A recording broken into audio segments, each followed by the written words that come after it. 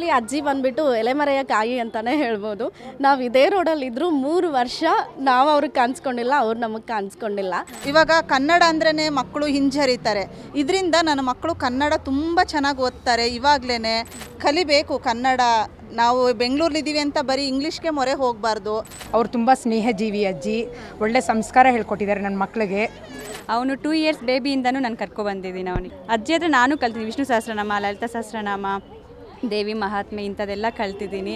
ತಂದೆ ತಾಯಿ ಮರ್ಯಾದೆ ಕೊಡ್ತಾಳೆ ಫಸ್ಟು, ಅದು ಮೇನ್ ನಮಗೆ. ತುಂಬಾ ಗಲಾಟೆ ಮಾಡ್ತಾಯಿದ್ರು. ಇವಾಗ ಅಂದರೆ ಶ್ಲೋಕ ಹೇಳ್ಕೊಂಡು ಎದೊಳ್ತಾರೆ, ದೇವರು ಕೈ ಮುಗಿಬೇಕಾದಾಗ ಶ್ಲೋಕ ಹೇಳ್ತಾರೆ. ಅಮ್ಮ ನಮಸ್ತೆ, ನಿಮ್ಮ ಹೆಸರು? ನನ್ನ ಹೆಸರು ಶ್ರುತಿ ಅಂತ. ನಿಮ್ಮ ಮಗನನ್ನು ಎಷ್ಟು ವರ್ಷದಿಂದ ಈ ಶ್ಲೋಕ ತರಗತಿಗೆ ಕಳಿಸ್ತಾ ಇದ್ದೀರಿ? 7 ವರ್ಷದಿಂದ ಬರ್ತಿದ್ದಾನೆ. ನನ್ನ ಮಗಳು 10 ವರ್ಷದಿಂದ ಬಂದು ಅವಳು ಸಾಕಷ್ಟು ಶ್ಲೋಕಗಳನ್ನ ಕಲ್ತಿದ್ದಾಳೆ. ಮೊದಲಿಗೆ ಹನುಮಾನ್ ಚಾಲಿಸು, ಶಿವತಾಂಡವ, ವಿಷ್ಣು ಸಹಸ್ರನಾಮ, ಲಲಿತಾ ಸಹಸ್ರನಾಮ, ಸೌಂದರ್ಯ ಲಹರಿ, ಈ ಥರ ಹಾಡುಗಳನ್ನು, ದಿನನಿತ್ಯ ಶ್ಲೋಕಗಳು, ಹಾಡು ಎಲ್ಲ ತುಂಬ ಚೆನ್ನಾಗಿ ಕಲ್ತಿದ್ದಾಳೆ. ಈಗಲೂ ಹೇಳಿಸ್ಕೊತಾ ಇದ್ದಾಳೆ ಅಜ್ಜಿ ಹತ್ರ. ಇವಾಗ ಇವನು ವಿಷ್ಣು ಸಹಸ್ರನಾಮ ಕಲಿತಾ ಇದ್ದಾನೆ, ಶಿವತಾಂಡವ ಕಲಿತಿದ್ದಾನೆ. ಅವರಿಂದ ನಾನು ತುಂಬ ಕಲ್ತಿದ್ದೀನಿ. ನಮಗೆ ಶ್ಲೋಕ ಅಂದರೆ ಏನು ಅನ್ನೋದೇ ಗೊತ್ತಿರಲಿಲ್ಲ. ಇವ್ರ ಹತ್ರ ಬಂದು ತುಂಬ ನಮ್ಮ ಸಂಸ್ಕೃತದ ಬಗ್ಗೆ ತುಂಬ ಚೆನ್ನಾಗಿ ಕಲ್ತಿದ್ದೀನಿ. ಇನ್ನೂ ಕಲಿಬೇಕು ಅವ್ರ ಹತ್ರ. ದೇವರು ಆ ಶಕ್ತಿ ಕೊಡಲಿ, ಅವ್ರಿಗೆ ಹೇಳ್ಕೊಡೋ ಅಂಥ ಶಕ್ತಿ ಕೊಡಲಿ ಇನ್ನೂ ಅಂತ ಕೇಳ್ಕೊತೀನಿ. ಹೆಚ್ಚಾಗಿ ಹೆತ್ತವರು ತಮ್ಮ ಮಕ್ಕಳನ್ನ music class, dance class, skating ಅದು ಇದಂತ ಕಳಿಸ್ತಾರೆ. ಅಂಥದ್ರಲ್ಲಿ ನೀವು ನಿಮ್ಮ ಮಕ್ಕಳನ್ನು ಈ ಶ್ಲೋಕ ತರಗತಿ ಕಳಿಸ್ತಾ ಇದ್ದೀರಾ ಅಂದರೆ ಯಾಕೆ ಈ ಬದಲಾವಣೆ ಬೇಕು ಮಕ್ಕಳಿಗೆ. ಇವಾಗ ಕನ್ನಡ ಅಂದ್ರೇ ಮಕ್ಕಳು ಹಿಂಜರಿತಾರೆ. ಇದರಿಂದ ನನ್ನ ಮಕ್ಕಳು ಕನ್ನಡ ತುಂಬ ಚೆನ್ನಾಗಿ ಓದ್ತಾರೆ. ಇವಾಗಲೇ ಕನ್ನಡ ಒತ್ತಕ್ಷರ ಆಗಿರ್ಬೋದು, ದೀರ್ಘ ಆಗಿರ್ಬೋದು, ಗ್ರಾಮರ್ ಪಾಯಿಂಟ್ಸ್ ಎಲ್ಲ ತುಂಬ ಚೆನ್ನಾಗಿ ಓದ್ತಾರೆ. ಅದರಿಂದ ಕಲಿಬೇಕು ಕನ್ನಡ. ನಾವು ಬೆಂಗಳೂರಲ್ಲಿದ್ದೀವಿ ಅಂತ ಬರೀ ಇಂಗ್ಲೀಷ್ಗೆ ಮೊರೆ ಹೋಗಬಾರ್ದು. ನಮ್ಮ ಕರ್ನಾಟಕದಲ್ಲಿ ನಮ್ಮ ಕನ್ನಡ, ನಮ್ಮ ಸಂಸ್ಕೃತ ಉಳಿಬೇಕು ಅನ್ನೋ, ನಮ್ಮ ಧರ್ಮ ಉಳಿಬೇಕು ಅನ್ನೋದು ನನಗೂ ಇಷ್ಟ. ಅದು ಅದಕ್ಕೋಸ್ಕರ ಅಂದರೆ ಈ ಶ್ಲೋಕ ಎಲ್ಲ ಕಲಿತು ಮಕ್ಕಳ ಆ ಉಚ್ಚಾರಣೆ ಆಗಿರ್ಬೋದು, ಅದರಲ್ಲೆಲ್ಲ ಬಹಳಷ್ಟು. ಹೌದು ಮ್ಯಾಮ್, ದಿನನಿತ್ಯ ಹೇಳ್ತಾರೆ, ಖುಷಿ ಆಗುತ್ತೆ. ಸ್ನಾನ ಆದ ತಕ್ಷಣ, ಇವಾಗ ಬೆಳಗ್ಗೆ ಎದ್ದ ತಕ್ಷಣ ಏನು ಹೇಳಬೇಕು, ಸ್ನಾನಕ್ಕೆ ಹೋದಾಗ ಏನು ಹೇಳಬೇಕು, ಮಲಗಬೇಕಾದ್ರೆ ಏನು ಹೇಳಬೇಕು, ದೀಪ ಹಚ್ಚಬೇಕಾದ್ರೆ ಏನು ಹೇಳಬೇಕು, ಈ ದಿನ ಈ ಶ್ಲೋಕ ಹೇಳಬೇಕು ಅನ್ನೋದು ಎಲ್ಲ ತುಂಬ ಚೆನ್ನಾಗಿ ಹೇಳ್ಕೊಟ್ಟಿದ್ದಾರೆ ಅಜ್ಜಿ. ಅದರಿಂದ ತುಂಬ ಖುಷಿ ಆಗುತ್ತೆ ನನಗೆ. ಇನ್ನೂ ಹೆಚ್ಚು ಕಲಿಸ್ಬೇಕು ಅನ್ನೋದು ತುಂಬ ಇದೆ ಇನ್ನೂ. ಅಂದರೆ ಮಕ್ಕಳೇ ಬಂದು ನಿಮಗೆ ಹೇಳ್ಕೊಡ್ತಾರೆ? ಹೌದೌದು ಮ್ಯಾಮ್, ಅವರಿಂದ ತುಂಬ ಕಲ್ತಿದ್ದೀನಿ ನಾನು. ಮಕ್ಕಳಿಂದನೂ ಕಲ್ತಿದ್ದೀನಿ ತುಂಬ. ಅದಕ್ಕೆ. ಅಮ್ಮ ನಮಸ್ತೆ, ನಿಮ್ಮ ಹೆಸರು? ನನ್ನ ಹೆಸರು ಲೀಲಾ. ಇವ್ರು ನನ್ನ ಇಬ್ಬರು ಮೊಮ್ಮಕ್ಕಳು. ಮೊಮ್ಮಕ್ಕಳು? ಮೊಮ್ಮಗ, ತಮ್ಮನ ಮಗಳು. ಓಕೆ. ಎಷ್ಟು ವರ್ಷದಿಂದ ಇವರನ್ನು ಇಲ್ಲಿ ಕಳಿಸ್ತಾ ಇದ್ದೀರಿ? ನಾನು ಮೇಡಮ್ ಇಲ್ಲಿ 22 ಇಯರ್ಸಿಂದ ಅಜ್ಜಿನೇ ನನಗೆ ಫಸ್ಟ್ ಫ್ರೆಂಡ್ ಆಗಿರೋದು ಇಲ್ಲಿ. ಅವ್ರು ತುಂಬ ಸ್ನೇಹಜೀವಿ ಅಜ್ಜಿ, ಒಳ್ಳೆ ಸಂಸ್ಕಾರ ಹೇಳ್ಕೊಟ್ಟಿದ್ದಾರೆ ನನ್ನ ಮಕ್ಕಳಿಗೆ, ಮೊಮ್ಮಕ್ಕಳಿಗೆಲ್ಲ. ಒಂದು 5-6 ಇಯರ್ಸಿಂದ ಬರ್ತಿದ್ದಾರೆ ಈ ಮಕ್ಕಳು. ಅಂದರೆ ಇಲ್ಲಿಗೆ ಕಳಿಸೋಕ್ಕೂ ಮೊದಲು ಮತ್ತು ಕಳಿಸಿದ ನಂತರ ಆದಂಥ ಒಂದಷ್ಟು ಬದಲಾವಣೆಗಳನ್ನು ನೀವು ಹೇಳೋದಾದರೆ? ಬದಲಾವಣೆ ಜಾಸ್ತಿ ಆಗಿದೆ ಮೇಡಮ್. ಸ್ವಲ್ಪ ಶಿಸ್ತು ಕಲ್ತಿದ್ದಾರೆ ಮಕ್ಕಳು, ಒಳ್ಳೆ ಸಂಸ್ಕಾರ ಕಲ್ತಿದ್ದಾರೆ. ಅಜ್ಜಿ ಹೇಳ್ತಿದ್ರು ಮನೆಯಲ್ಲೂ ತಂದೆ ತಾಯಿ ಎಲ್ಲ ಸಂಸ್ಕಾರ ಕಲಿಸ್ಬೇಕು ಅಂತ. ಅವ್ರಿಗೆ ಹ್ಯಾಟ್ಸ್ ಆಫ್ ಹೇಳಬೇಕು. ಅಜ್ಜಿ ಕಲಿಸಿದಿಂದ ನಮ್ಮ ಮಕ್ಕಳು ಈಗ ಒಂದು ಪ್ರತಿಭೆಯಲ್ಲಿ ಮುಂದೆ ಬಂದಿದ್ದಾರೆ ಅಂತ ನಮಗೆ ಒಂದು ಗುರುತಿಸಿದ್ದಾರೆ ಅಜ್ಜಿ. ಅವರಿಗೆ ಧನ್ಯವಾದ ಹೇಳ್ತೀನಿ. ನಿಮ್ಮ ಪ್ರಕಾರ ಯಾಕೆ ಈ ಶ್ಲೋಕ ಕಲಿಬೇಕು, ಸನಾತನ ಧರ್ಮ, ಇದರ ಬಗ್ಗೆ ನೀವು ಏನು ಹೇಳ್ತೀರಾ? ಅಂದರೆ ಮೇಡಮ್, ಕಲಿತ್ರೆ ಒಳ್ಳೆ ನಮ್ಮ ದೇಶ ಉಳಿಸ್ಬೋದು, ನಮ್ಮ ಸಂಸ್ಕಾರ ಉಳಿಸ್ಬೋದು, ಒಳ್ಳೆ ಬುದ್ಧಿ ಕಲಿತಾರೆ. ಮುಂದೆ ಫ್ಯೂಚರಲ್ಲಿ ತಂದೆ ತಾಯಿಗೆ ಚೆನ್ನಾಗಿ ನೋಡ್ಕೊತಾರೆ. ಇದೆ ಮೇಡಮ್. Thank you. ನಮಸ್ತೆ, ನಿಮ್ಮ ಹೆಸರು? ಮಮತಾ ಅಂತ. ನನ್ನ ಮಗ ತ್ರಿವಿಕ್ರಮ್. ಅಜ್ಜಿ ಹತ್ರ ನಾನು ಕಲ್ತಿದ್ದೀನಿ, ನನ್ನ ಮಗನೂ ಕಲ್ತವನೆ. ಅವನು 2 ಇಯರ್ಸ್ ಬೇಬಿಯಿಂದನೂ ನಾನು ಕರ್ಕೊಬಂದಿದ್ದೀನಿ ಅವನಿಗೆ. 2 ವರ್ಷದಿಂದ? UKGನೇ ಭಗವದ್ಗೀತೆ ಕಾಂಪಿಟೇಷನ್ಸ್ ಎಲ್ಲ ಭಾನುವಾರ ಶಿವಮೊಗ್ಗ ಆ ಕಡೆ ಎಲ್ಲ ಹೋಗಿ ಎಲ್ಲ ಕಾಂಪಿಟೇಷನ್ಸಲ್ಲೂ ವಿನ್ ಆದ. ಅವನಿಗೆ ತುಂಬ ಚೆನ್ನಾಗಿ ಅಜ್ಜಿ ಡೈಲಿ ನಮ್ಮ ಹಿಂದೂ ಸಂಪ್ರದಾಯದ ಹೆಂಗಿರುತ್ತೆ ಅದೆಲ್ಲ ನೀಟಾಗಿ ಹೇಳ್ಕೊಟ್ಟವ್ರೆ. ನನಗೆ ಅಜ್ಜಿ ಅಂದರೆ ನನಗೆ ಸ್ವಂತ ಅಜ್ಜಿ ಥರನೇ ತುಂಬ ಖುಷಿ ಆಗುತ್ತೆ. ಎಮೋಷ್ನಲಿ ಕೂಡ ಫುಲ್ ಜಾಸ್ತಿ ಬಾಂಡಿಂಗ್. ಅಜ್ಜಿ ಹತ್ರ ನಾನು ಕಲ್ತಿದ್ದೀನಿ. ವಿಷ್ಣು ಸಹಸ್ರನಾಮ, ಲಲಿತಾ ಸಹಸ್ರನಾಮ, ದೇವಿ ಮಹಾತ್ಮೆ ಇಂಥದ್ದೆಲ್ಲ ಕಲ್ತಿದ್ದೀನಿ. ನಮ್ಮ ಲೈಫಲ್ಲಿ ಸಹ ಪ್ರಾಬ್ಲಮ್ಸ್ ಬಂದ್ರೂ ಅಜ್ಜಿ ಹತ್ರ ಶೇರ್ ಮಾಡಿದ್ರೆ ಯಾವ ಥರ ನೀವು ಪೇಷನ್ಸಿಂದ ಇದ್ದು ಅದನ್ನು ಸಾಲ್ವ್ ಮಾಡ್ಕೋಬೇಕು ಅಂತಲೂ ಅಜ್ಜಿ ನಮಗೆ ಹೇಳ್ಕೊಡ್ತಾರೆ. ಇವನು ಶಿವತಾಂಡವ, ವಿಷ್ಣು ಸಹಸ್ರನಾಮ, ಲಲಿತಾ ಸಹಸ್ರನಾಮ, ಹನುಮಾನ್ ಚಾಲೀಸ, ಆಲ್ ಶ್ಲೋಕಸ್ ಎಲ್ಲ ಕಲ್ತಿದ್ದಾನೆ. ನಿಮ್ಮ ಪ್ರಕಾರ ಹಾಗಾದರೆ ಈ ಶ್ಲೋಕ ಕಲಿಯೋದಾಗಿರಬಹುದು, ಧರ್ಮದ ಉಳಿವಿಗೆ ಮಕ್ಕಳು ಯಾವ ರೀತಿ ಕೊಡುಗೆನೋ ಕೊಡಬೇಕು? ಕಲಿಬೇಕು ಮೇಡಮ್. ಯಾಕಂದರೆ ನಮ್ಮ ಹಿಂದೂ ಸಂಪ್ರದಾಯ ಈಗ ಅಷ್ಟೊಂದು ಎಲ್ಲರೂ ವೆಸ್ಟರ್ನ್ ಕಲ್ಚರ್ ಕಲ್ತ್ಬಿಟ್ಟವ್ರೆ. ಅಲ್ಲಿರೋರು ನಮ್ಮದನ್ನು ಫಾಲೋ ಮಾಡ್ತಾವ್ರೆ, ನಮ್ಮ ಇಂಡಿಯಾದವರು ನಮ್ಮದನ್ನು ಸ್ವಲ್ಪ ಸ್ವಲ್ಪ ಕಳ್ಕೊತಿದ್ದೀವಿ. ಸೊ ಅದಕ್ಕೆ ಮಕ್ಕಳಲ್ಲಿ ಇವಾಗಿಂದ ಮಕ್ಕಳನ್ನ ಬೆಳೆಸ್ಬೇಕು, ನಾವು ನಮ್ಮ ಹಿಂದೂ ಸಂಪ್ರದಾಯದ ಪ್ರಕಾರ ಬೆಳೆಸ್ಕೊಂಡು ಹೋಗಬೇಕು. ನಮ್ಮ ಕಲ್ಚರ್ ನಾವು ಬಿಡಬಾರ್ದು, ಬೇರೆಯದ್ದು ಕಲಿಬೇಕು, ಬಟ್ ನಮ್ಮದು ನಾವು ಬಿಟ್ಕೊಡ್ಬಾರ್ದು. ಅಮ್ಮ ನಿಮ್ಮ ಹೆಸರು? ಪೂರ್ಣಿಮಾ ಅಂತ. ಮಗಳು ಪ್ರೇರಣಾ. 4 ವರ್ಷದಿಂದ ನಾವು ಬರ್ತಾ ಇದ್ವಿ. ನನ್ನ ಮಗ 1.5 ವರ್ಷದಿಂದ ಬರ್ತಿದ್ನ, ಬಟ್ ಇವಾಗ ಮನೇಲಿ ಬಿಟ್ಟು ಬಂದೆ ಅವ್ನು ಅಳ್ತಿದ್ನ ಅಂತ. ಇವಳು ಎಲ್ಲ ಕಲಿತಾಳೆ, ಶಿವತಾಂಡವ, ಹನುಮಾನ್ ಚಾಲೀಸು, ಶ್ಲೋಕ, ಭಗವದ್ಗೀತೆ ಎಲ್ಲನೂ ಹೇಳ್ತಾಳೆ. ಅವನು ಚೆನ್ನಾಗಿ ಹೇಳ್ತಿದ್ದ, ಬಟ್ ಅವನು ಅಪ್ಪಪ್ಪ ಇದ್ದಾರಂತ ಹಠ ಮಾಡಿದ್ನ, ಅದಕ್ಕೆ ಬಿಟ್ಟು ಬಂದೆ. ಸಂಸ್ಕೃತಿ ಎಲ್ಲ ಚೆನ್ನಾಗಿ ಹೇಳ್ತಾಳೆ, ಶ್ಲೋಕ ಅವನ್ನೆಲ್ಲ. ತಂದೆ ತಾಯಿ ಮರ್ಯಾದೆ ಕೊಡ್ತಾಳೆ ಫಸ್ಟು, ಅದು ಮೇನ್ ನಮಗೆ. ಗುರುಗಳು ಮರ್ಯಾದೆ ಕೊಡೋದು, ಸ್ಕೂಲಲ್ಲಿ ಅವರು ಸ್ಟ್ರಿಕ್ಟಾಗಿ ಇಟ್ಟಿರ್ತಾರಂತ ಅವ್ರಿಗೆ ಮರ್ಯಾದೆ ಕೊಡ್ತಾರೆ, ಬಟ್ ಮನೆಯಲ್ಲಿ ಆ ಥರ ಇಲ್ಲ.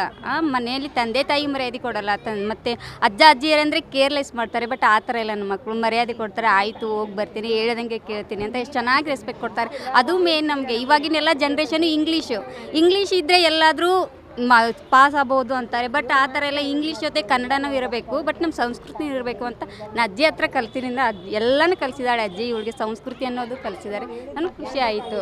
ಈಗಿನ ಮಕ್ಕಳು ಹೆಚ್ಚಾಗಿ ನಮಗೆ ಮೊಬೈಲ್ ಬೇಕು, ನಾವು ಅದು ನೋಡ್ತೀವಿ ಇದು ನೋಡ್ತೀವಿ ಅಂತ ಹೇಳ್ತಾರೆ ಹೆಚ್ಚಾಗಿ. ಅಂಥದ್ರಲ್ಲಿ ನೀವು ನಿಮ್ಮ ಮಗಳನ್ನ ಇಲ್ಲಿ ಕಳಿಸ್ತಾ ಇದ್ದೀರಾ ಅಂದರೆ ಅವಳು ಯಾವ ರೀತಿ ಈ ಒಂದು ಸಂಪ್ರದಾಯವನ್ನು ಪಾಲಿಸುವಂಥದ್ದಾಗಿರ್ಬೋದು, ಸನಾತನ ಧರ್ಮದ ಬಗ್ಗೆ ಆ ಒಲವಾಗಿರ್ಬೋದು, ಅದರ ಬಗ್ಗೆ ಹೇಳಿ. ನನ್ನ ಮಗಳು ಮೊಬೈಲ್ ಕೊಡೋದೇ ಇಲ್ಲ. ನಾನು ನಿಜ ಹೇಳ್ಬೇಕಂದ್ರೆ ನನ್ನ ಮಕ್ಳಿಗೆ ಮೊಬೈಲೇ ಕೊಡಲ್ಲ. 5 ನಿಮಿಷ ಕೊಡು ಅಂತಂದರೆ ನಾವು ಕೊಡಲ್ಲ. ಅದ್ರ ಬಗ್ಗೆ ಶ್ಲೋಕ ಓದು, ಅದು ಅಜ್ಜಿ ಏನು ಹೇಳ್ಕೊಟ್ಟಿದ್ದಾರೆ ಅದನ್ನು ಮಾಡು.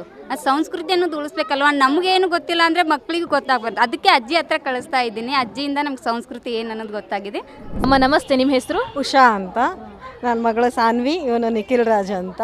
ಇವರು ಒಂದು 3 ತಿಂಗಳಿಂದ ಇವಾಗ ಬರ್ತಾ ಇದ್ದಾರೆ. ಇಲ್ಲಿ ತುಂಬ ಚೇಂಜಸ್ ಕಾಣಿಸುತ್ತೆ. ಇವರು ಬೆಳಿಗ್ಗೆ ಎದ್ದೊಳ್ಬೇಕಾದಾಗೆಲ್ಲ ಗಲಾಟೆ ಮಾಡೋರು, ತುಂಬಾ ಗಲಾಟೆ ಮಾಡ್ತಾಯಿದ್ರು. ಇವಾಗ ಅಂದರೆ ಶ್ಲೋಕ ಹೇಳ್ಕೊಂಡು ಎದ್ದೊಳ್ತಾರೆ, ದೇವರು ಕೈ ಮುಗಿಬೇಕಾದಾಗ ಶ್ಲೋಕ ಹೇಳ್ತಾರೆ, ತುಳಸಿ ಕಟ್ಟೆ ಕೈ ಮುಗಿಬೇಕಾದಾಗೂ ಶ್ಲೋಕಗಳು ಹೇಳ್ತಾರೆ, ಸ್ನಾನ ಮಾಡಬೇಕಾದಾಗ ಹೇಳ್ತಾರೆ, ಸ್ಕೂಲ್ಗೆ ಹೋಗಬೇಕಾದಾಗ ಮುಂಚೆ ಹೇಳಿಬಿಟ್ಟು ಹೋಗ್ತಾರೆ. ಇವಾಗ ತುಂಬ ಬದಲಾಗಿದ್ದಾರೆ.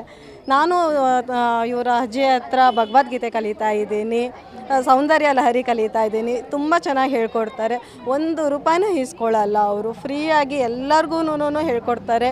ಎಷ್ಟು ತಾಳ್ಮೆಯಿಂದ ಹೇಳ್ಕೊಡ್ತಾರೆ ಅಂದರೆ ನಮಗೆ ಕೋಪ ಬರುತ್ತೆ. ಮಕ್ಕಳು ಒಂಚೂರು ಗಲಾಟೆ ಮಾಡಿದ್ರೆ ಹೊಡೆಯೋಣ ಅನ್ನೋಷ್ಟು ಕೋಪ ಬರುತ್ತೆ. ಬಟ್ ಆದರೆ ಅವ್ರು ಎಷ್ಟು ತಾಳ್ಮೆಯಿಂದ ಹೇಳ್ಕೊಡ್ತಾರೆ ಅಂತಲೇ ಮಕ್ಕಳು ಅಷ್ಟು ಶ್ರದ್ಧೆಯಿಂದ ಕಲಿಯೋ ಹಾಗೆ ಅವರು ಪ್ರೀತಿಯಿಂದ ಹೇಳ್ಕೊಡ್ತಾರೆ. ಆ ಪ್ರೀತಿ ವಿಶ್ವಾಸನೇ ನಮಗೆ ತುಂಬ ಅವ್ರನ್ನ ಆಕರ್ಷಣೆ ಮಾಡುತ್ತೆ. ಅವ್ರ ಜೊತೆ ನಾವು ಮಾತಾಡಬೇಕು, ಅವ್ರಿಗೆ ಹತ್ರ ಎಲ್ಲ ಶೇರ್ ಮಾಡ್ಕೋಬೇಕು ಅನಿಸುತ್ತೆ. ಫ್ರೆಂಡ್ ಥರ ಆಗೋಗ್ತಾರೆ ಅವರು, ಮಕ್ಕಳಿಂದ ಹಿಡಿದು ನಮಗೆ ದೊಡ್ಡವ್ರ ತನಕ. ತುಂಬ ಒಳ್ಳೆ ಇದಾಗ್ತಾ ಇದೆ, ನಮಗೆಲ್ಲ ತುಂಬ ಒಳ್ಳೇದಾಗ್ತಾ ಇದೆ. ಅಮ್ಮ, ಇಲ್ಲಿ ಮಕ್ಕಳನ್ನು ಇಲ್ಲಿ ಕಳಿಸೋದಕ್ಕೆ ಸ್ಟಾರ್ಟ್ ಮಾಡಿದಾಗಿಂದ ಅವರ ವಿದ್ಯಾಭ್ಯಾಸದಲ್ಲಿ ಒಳ್ಳೆಯ ಪರಿಣಾಮ ಬೀರೋದನ್ನು ನೀವು ನೋಡಿದ್ದೀರಾ? ಯಾಕಂದರೆ ಶ್ಲೋಕ ಹೇಳ್ತಾರೆ, ಉಚ್ಚಾರಣೆ ಆಗಿರಬಹುದು. ಅಂದರೆ ಈ ಶಿವತಾಂಡವ ಸ್ತೋತ್ರ ಎಲ್ಲ ಕಲಿಯೋದು ಅಷ್ಟು ಸುಲಭದ ಮಾತಂತೂ ಅಲ್ಲವೇ ಅಲ್ಲ.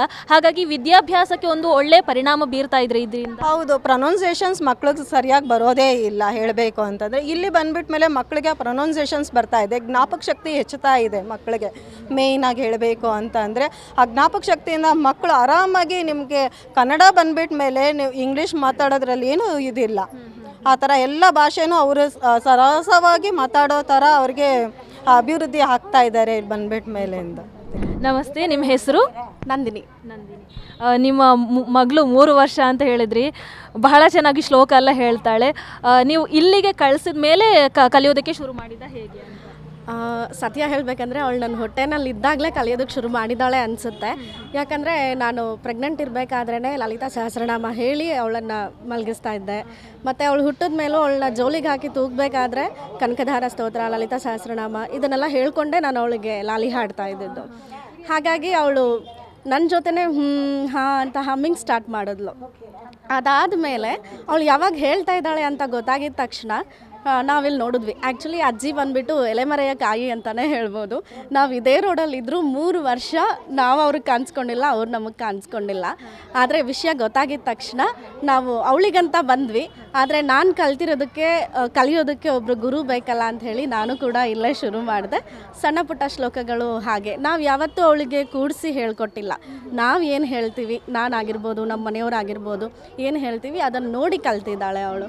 ಹಾಗಾಗಿ ನಮ್ಮ ಮನೆಯಲ್ಲಿ ಅಮ್ಮನವರೇ ಹುಟ್ಟಿದ್ದಾರೆ ಅನ್ನುವಷ್ಟು ಖುಷಿ ನಮಗೆ. ಎಲ್ಲದನ್ನು ಅವಳು ಇಲ್ಲೂ ಕೂಡ ಕೆಲವೊಂದು ಶ್ಲೋಕಗಳು ಕಲ್ತಿದ್ದಾಳೆ. ಆದರೆ ತುಂಬ ಚಿಕ್ಕವಳು ಇರೋದ್ರಿಂದ ಬೇರೆಯವರಿಗೆಲ್ಲ ತೊಂದರೆ ಆಗತ್ತೆ ಅಂತ ಜಾಸ್ತಿ ಕರ್ಕೊಂಡು ಬರಲ್ಲ. ಆದರೆ ರೆಗ್ಯುಲರ್ ಕ್ಲಾಸಸ್ ಇಲ್ಲ ಅಂದರೂ ವಾರದಲ್ಲಿ 2-3 ಸಲ ಆದರೂ ಕರ್ಕೊಂಡು ಬರ್ತಾ ಇರ್ತೀವಿ. ಅಂದರೆ ನಿಮ್ಮ ಪ್ರಕಾರ ಈ ಶ್ಲೋಕ ಹೇಳ್ಕೊಡುವಂಥದ್ದು ಇದೆಲ್ಲ ಯಾಕೆ ಮುಖ್ಯ? ಅಂದರೆ ಮಕ್ಕಳಲ್ಲಿ ಚಿಕ್ಕ ಮಕ್ಕಳಲ್ಲಿ ಆ ಒಂದು ಸಂಸ್ಕಾರವನ್ನು ಬೆಳೆಸೋದು ಎಷ್ಟು ಮುಖ್ಯ ಅಂತ? ಯಾವುದಾದ್ರೂ ಒಂದು ಕಾಯಿಲೆಗೆ ನಾವು ದೊಡ್ಡವರಾದಮೇಲೆ ವ್ಯಾಕ್ಸಿನೇಷನ್ ಹಾಕ್ಸ್ಕೊಳ್ಳಲ್ಲ, ಮೊದಲಿಗೆ ವ್ಯಾಕ್ಸಿನೇಷನ್ ಹಾಕಿಸ್ಕೊಳ್ತೀವಿ ಚಿಕ್ಕ ಮಗು ಇರಬೇಕಾದ್ರೇ. ಮತ್ತು ಶ್ಲೋಕ ಅನ್ನೋದಾಗಿರ್ಬೋದು ಅಥವಾ ಸ್ತೋತ್ರ ಆಗಿರ್ಬೋದು, ನಾಮಸ್ಮರಣೆ ಆಗಿರ್ಬೋದು, ಇದು ಬಂದ್ಬಿಟ್ಟು ನಮಗೆ ಬರೀ ಕೇವಲ ಒಂದು ಔಷಧಿ ಅಲ್ಲ, ಆಹಾರವಾಗಿರಬೇಕು. ನಾವು ಏನಾದರೂ ಒಂದು ತೊಂದರೆ ಆಗಿದೆ ಅಂತಂದರೆ ತಕ್ಷಣ ನಾವು ಒಂದು ಶ್ಲೋಕನೋ ಅಥವಾ ನಾಮಸ್ಮರಣೆನೋ ಮಾಡ್ತೀವಿ. ಅದೇ ರೀತಿ ಇದನ್ನು ಚಿಕ್ಕ ವಯಸ್ಸಿನಿಂದಲೇ ನಾವು ಶುರು ಮಾಡಿಸಿದ್ದೀವಿ ಮಕ್ಕಳಿಗೆ ಅಂತ ಅನ್ನೋದಾದರೆ ಆ ವಿದ್ಯೆ ಖಂಡಿತವಾಗ್ಲೂ ನಮ್ಮ ಮಕ್ಕಳನ್ನು ಕಾಯುತ್ತೆ. ಹಾಗಾದರೆ ಸನಾತನ ಧರ್ಮಕ್ಕೋಸ್ಕರ ಯಾವ ರೀತಿ ಕೊಡುಗೆಯನ್ನು ಕೊಡಬಹುದು ಮಕ್ಕಳಾಗಿರ್ಬೋದು, ಹೆತ್ತವರಾಗಿರ್ಬೋದು, ಪ್ರತಿಯೊಬ್ಬರು ಕೂಡ? ಖಂಡಿತವಾಗ್ಲೂ ನಮ್ಮ ಮನೆಯೇ ಪಾಠಶಾಲೆ ಅಂತ ನಾವೇನು ಹೇಳ್ತೀವಲ್ವ, ಹಾಗಾಗಿ ಪ್ರತಿಯೊಬ್ಬರು ಮನೆಯಲ್ಲೂ ರಾಮಾಯಣ, ಮಹಾಭಾರತ, ಭಗವದ್ಗೀತೆ, ನಾನು ನಮ್ಮ ಮನೆಯವರು ಎಲ್ಲಾದರೂ ಒಂದು ಫಂಕ್ಷನಿಗೆ ಹೋಗ್ತೀವಿ ಅನ್ನೋದಾದರೆ ಅವ್ರಿಗೆ ಉಡುಗೊರೆಯಾಗಿ ಇಂಥ ಪುಸ್ತಕಗಳನ್ನ ಕೊಡ್ತೀವಿ. ಯಾವುದೋ ಒಂದು ಬೆಳ್ಳಿನೋ ಬಂಗಾರನೋ ಕೊಡೋದಕ್ಕಿಂತ ಹೆಚ್ಚಾಗಿ ಅತ್ಯಮೂಲ್ಯವಾಗಿರುವಂಥದ್ದು ಇದು. ಹಾಗಾಗಿ ಇದನ್ನು ಕೊಡ್ತೀವಿ. ನಮ್ಮ ಮನೆಯಲ್ಲಿ ಇದನ್ನೇ ಇಟ್ಕೊಂಡಿದ್ದೀವಿ. ಮೊಬೈಲ್ನ ಇಟ್ಕೊಳ್ಳೋದಕ್ಕಿಂತ ಹೆಚ್ಚಾಗಿ ಪುಸ್ತಕ ಇಟ್ಕೊಳ್ತೀವಿ. ಹಾಗಾಗಿ ಅವಳು ಕೂಡ ಅದನ್ನೇ ಇಟ್ಕೊಳ್ತಾಳೆ, ಮೊಬೈಲ್ಗೆ ಹಠ ಮಾಡಲ್ಲ. ಅದು ಒಂದು ನಮಗೆ ಹೆಮ್ಮೆ. ಈ ರೀತಿ ನಮ್ಮ ಮನೆಯಿಂದ ಶುರು ಮಾಡಿದ್ರೆ ನಮ್ಮ ಸಮಾಜಕ್ಕೂ ಕೂಡ ಅದು ತಲುಪುತ್ತೆ. ಹಾಗಾಗಿ ಮನೆಯಿಂದ ನಾವು ಏನು ಚಿಕ್ಕ ಮಕ್ಕಳಿರುವಾಗಿಂದ ಏನು ಹೇಳ್ಕೊಡ್ತೀವಿ ಅದನ್ನು ಮಕ್ಕಳು ಮುಂದೆ ಬೆಳೆಸ್ಕೊಂಡು ಹೋಗ್ತಾರೆ. ಹಾಗಾಗಿ ಮನೆ ಮೊದಲ ಪಾಠಶಾಲೆ ಅನ್ನುವಂಥದ್ದನ್ನು ನೀವು ಹೇಳ್ತೀರಿ. ಖಂಡಿತವಾಗ್ಲೂ ಖಂಡಿತವಾಗ್ಲೂ. Thank you so much. TV Vikrama, ದೇಶ ನಿಮ್ಮ ಕೈಯಲ್ಲಿ. ಈ ಕಾರ್ಯಕ್ರಮ ನಿಮಗೆ ಇಷ್ಟ ಆಗಿದ್ದಲ್ಲಿ ಲೈಕ್, ಶೇರ್ ಹಾಗೂ ಕಮೆಂಟ್ ಮಾಡಿ. ಟಿವಿ ವಿಕ್ರಮದ ಕಾರ್ಯಕ್ರಮಗಳನ್ನು ನಿರಂತರವಾಗಿ ವೀಕ್ಷಿಸಲು ಸಬ್ಸ್ಕ್ರೈಬ್ ಮಾಡಿ, ಬೆಲ್ ಐಕನ್ ಒತ್ತಿ.